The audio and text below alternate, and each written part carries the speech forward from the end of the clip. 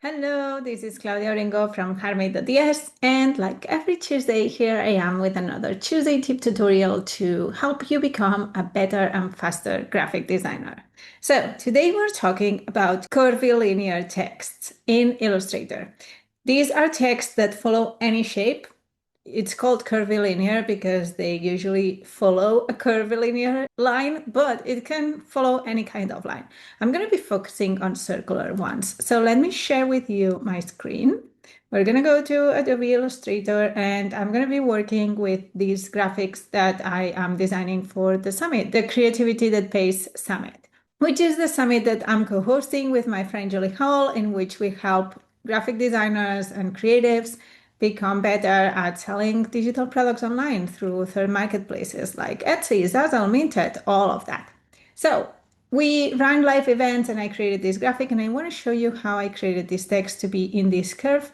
You can do this with any kind of line, stroke, shape, as I was saying. So let's start by creating any shape. Here we have one that is curvilinear, and all you have to do is press T or come to the text tool and hover over your line. And you'll see how if I am here, you see this box, this means I can create any text box. But if I come here, it changes to a line. You see how it changes the icon? If I click over this, it's going to bring me text on the curve. And it already applied it for me.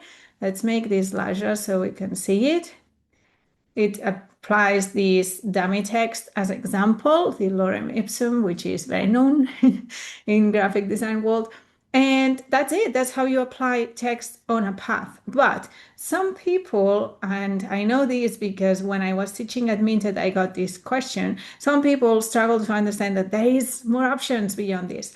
So let's replicate what we have here. I'm going to copy everything and then remove the part that we're going to be working on. So I'm going to be deleting this too. Okay, let's delete this as well.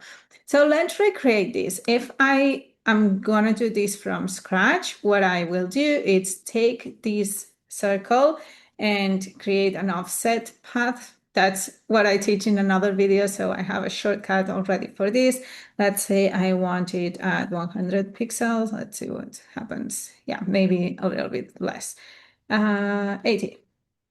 Okay, so I have this line now, and I'm going to bring the text here. So I'm going to actually copy here the text and then come back here, press T for text. And now I'm not having the icon changing. It changes to a circle. This means it's going to bring all my text inside the circle. So I'm going to press Alt in my keyboard and it will change directly to the tool I want. If you prefer to use directly the tool, you can come here, hold and press, and then go to type on path tool. It's the same. So I'm going to hover here and then press Command V to paste the text. Okay. Now I have the text here and I want it up there. We have some things that we need to touch. First, you notice these two lines. They can appear anywhere depending on where you clicked. So you'll see two lines together with those squares. If you hover over them, you will see it appears this arrow. This means it's the beginning of your text line. And this one, let's see if we can find it. Sometimes when they are so together, it's hard to find them. This one means it's the end. So I'm going to click on them.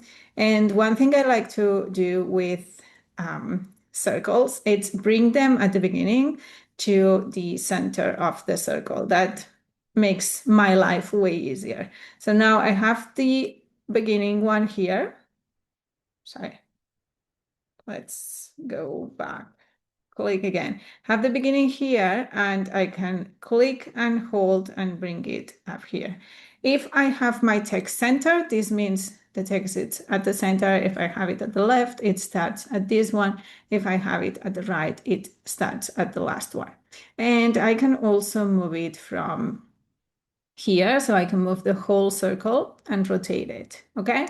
So these are the most basic tools that you can use when having the text on a path, but we have way more. if you're noticing, my text now, it's based on the baseline. That's how it's called in font design. So this line where it touches the bottom of all your lowercase letters and uppercase letters, the bottom part, that's the baseline. So if now I want this text to have as well some text on the other side, maybe I would simply click Command C, Command F to paste it on the front and then rotate it, and then I would have here my text.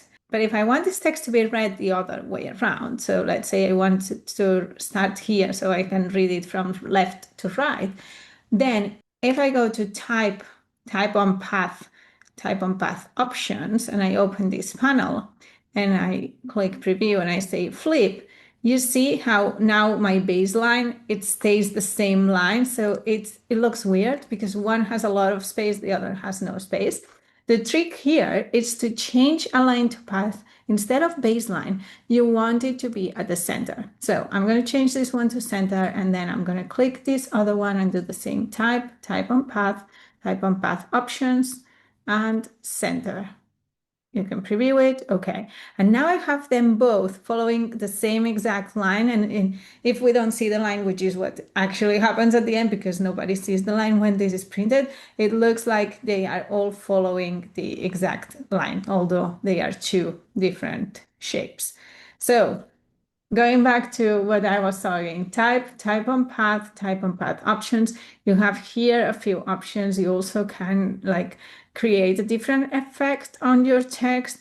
You can flip it like we did. You can change where the base of the text is going to be, if it's going to be the baseline, center, descender, or ascender, and you can even touch the spacing. So definitely a trick, something to remember when you're designing things. Let's say I want this to be all even, so I want this to be centered, and this says with Julie and Claudia. And then I have live event with Julie and Claudia, and everything follows the same line. As always, I hope you learned something new with this video. Let me know in the comments if you are going to implement it. If you have further questions, I'm always happy to read your comments. And I'll see you next week with another Tuesday tip tutorial. Bye!